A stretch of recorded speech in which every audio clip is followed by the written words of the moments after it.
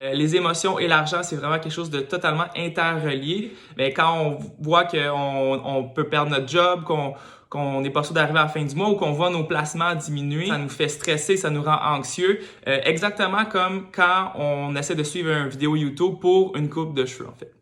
Pareil. C'est pas toujours facile de gérer ses émotions, surtout dans les dernières semaines, on en a vécu plusieurs. Et surtout si on a fait notre première contribution REER ou notre premier investissement et qu'on le voit fondre comme beurre dans la poêle. Alors je vais vous donner quelques trucs concrets pour gérer l'anxiété et le stress en cette période hors de l'ordinaire. Premier truc, c'est prouver que les gens qui regardent leur placement le plus souvent sont ceux qui vont performer le moins bien à la bourse parce qu'ils vont laisser leurs émotions prendre le dessus au lieu de simplement faire confiance à la stratégie mise en place et de laisser ça fructifier à travers le temps. C'est pas pour rien qu'en anglais, on appelle un marché baissier un bear market, comme dans ours, parce que quand on voit un ours, qu'est-ce qu'on fait? On fait le mort. En cas de bear market, on fait le mort, on ne touche à rien, on regarde pas ça.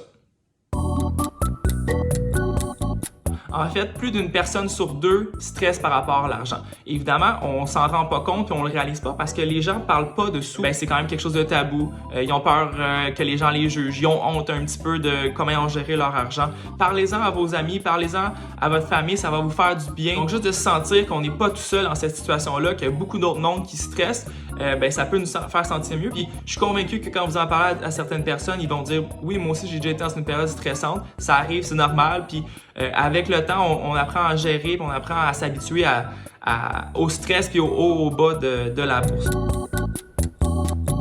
Des fois, quand on sent qu'on en a par-dessus la tête, on dit « OK, on fait l'autruche, on laisse ça de côté », mais c'est pas une bonne chose parce que des fois, premièrement, vous allez peut-être réaliser que vous êtes mieux financièrement que vous le pensiez. Puis si vous laissez ça aller trop longtemps, là, peut-être que votre situation va se dégrader puis vous allez être encore dans une situation pire. C'est sûr que si vous avez trop dépensé dans les dernières semaines ou juste avant que la crise, ça donne rien de s'en vouloir. Ce qui est fait est fait. C'est le temps de partir d'aujourd'hui et de regarder vers l'avant et d'arrêter un petit peu de regarder vers l'arrière.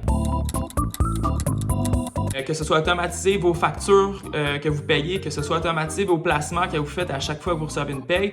Quand on automatise, ça enlève le côté émotif. Ça nous permet d'avoir des meilleurs rendements parce qu'on n'essaie pas de timer le marché, on n'essaie pas de dire « OK, là, ça descend, on va mettre de l'argent » ou « Là, ça va tellement bien, j'en rajoute. » Puis en plus, quand on automatise, par exemple, nos paiements de factures, on n'est pas stressé d'oublier de payer notre facture parce qu'on sait que ça va se payer tout seul. Déjà là, ça enlève encore une fois une pression sur nos épaules. Un autre petit truc peut-être qui peut plaire à certaines personnes, ce serait de faire de la méditation.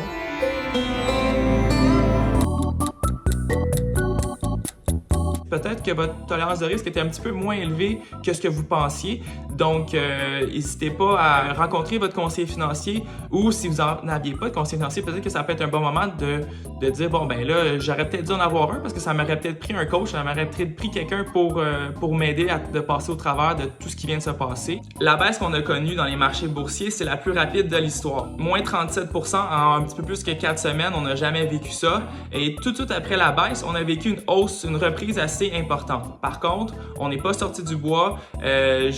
J'ai pas de boule de cristal, je peux pas vous dire qu'est-ce qui va se passer. Donc, c'est mieux d'être prêt pour la prochaine tempête. En terminant, n'hésitez pas à écrire vos questions dans les commentaires. On veut savoir qu'est-ce qui vous préoccupe, comment on peut vous aider.